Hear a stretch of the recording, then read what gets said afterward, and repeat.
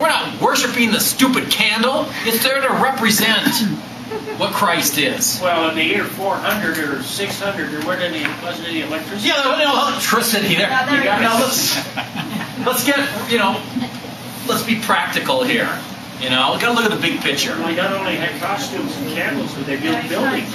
Yeah, that's right. Now they have buildings. So Jack Chick is saying all this stuff here is used by the Vatican to control its people. Oh, gosh. Well, I notice he doesn't use references. Bible carefully instructs, but he didn't put a reference like he does in all the other places. Something to watch for also. Check the references. They're really calling us really stupid, too. Are you getting that impression here? The people, they're saying that only the leaders can explain and know this, that we really don't understand the religious philosophy and phraseology. Okay. All right, you ready now? You're sitting down? Let's flip the page. Oh, that next one is terrible. Helen is about to take Holy Communion. Doesn't that sound Christian? Let's see what's really behind the communion as it is practiced in the Roman Catholic Church. In ancient Babylon, they worshipped the sun god, Baal, I guess that's how you say it. Then this religion moved into Egypt using different names. On the altars of Egypt were sun-shaped wafers made of unleavened bread. These wafers were consecrated by the Egyptian priests, and supposedly they magically became the flesh of the sun god, Osiris.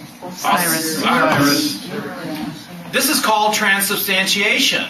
Then they ate their god, a type of Eucharist. So I didn't realize that they had transubstantiation way back there in this Egypt. And actually, he makes a mistake. This Osiris, he is really not the sun god. I did a little research on this one. That is a lie. Actually, this guy was the god of wheat, I think it was. Yeah, Ra. Yeah, Ra was the sun god. Or Osiris, he was the grain god. But here he's calling him the sun god. And he said they made this round thing, and they called it transubstantiation. This word did not come into existence until 1215 A.D. And if I recall my math is correct, 1215 happened a lot later than about 3,000 100 or 200 or 1,000 BC. Well, Okay? You say here that the Catholic Church is pagan, that they have pagan... What's he trying to imply here? Pagan. That we're just accepting these pagan rituals, okay?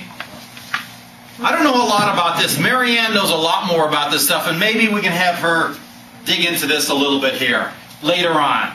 But let's just kind of plow through this stuff here and go down a little bit more into what he's saying now that we believe. He's trying to paint a picture that we get this from all these pagan practices. So now it says, next page, this is the host or wafer that will, after it is blessed, supposedly, notice the word supposedly, become the Holy Eucharist. It is a disc-shaped, like the sun. What he's trying to do now is imply it's the same shape as they used back there in the pagan times, okay? That's why it's round. That's what sun worship. Okay? Yeah. Okay? So he said it's round. All of a sudden, because now it's round, it makes it something you're following. So what do you do about an Oreo cookie? Does that... Oh, I was just going to say, I just wanted to know if the Byzantine rite, do they worship a death crouton? Because their wafers are not shaped round. That's right. Their hosts are shaped like croutons. Yeah, how about that? Dip them in the blood, see? And actually, I did a little research on this guy. Eastern rites. This guy here, Eastern Church. Osiris, whatever, he was a god of wheat, and they did bake a wheat thing to worship. But it was in the form of a person. It was in the form of a person. But here he says it's this round thing. So he's trying to equate.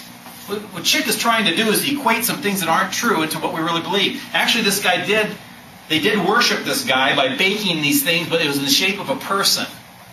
Okay? Wow. But he seems to omit that. Now he's trying to go with this round thing because he's trying to equate it to the host. But let's go to the next page here. Okay? Now he says, supposedly becomes the Eucharist. Disc shape. Again, he's trying to make this big thing, it's round. And then it goes there. The Roman Catholics believe it actually becomes the body, blood, soul, and divinity of Christ, and it must be worshipped as God. Is that true or false? That's absolutely true. Okay? So he's kind of implying, okay, this thing comes from these pagan gods, and this is what the Catholics really believe now. Body, blood, soul, and divinity of Christ. And down there in the bottom part, it talks about the priests doing this stuff here, and those things are true. Okay? Just kind of trying to show now what the Catholics really do. Except that he's using the supposedly. Yeah, the supposedly again. And he puts in quotes. Allegedly. Yeah, allegedly. To use the criminal. Questionable Okay. words. Well, let me just get to the next page here. So let's go to the next page. Okay, hold on now. Oh, brother. The priest with his magical powers turns the wafer into the Lord himself, into the Lord Jesus himself. So now he's equating the priest has magical powers. He's another Harry Houdini, okay? What's he implying here with magical powers?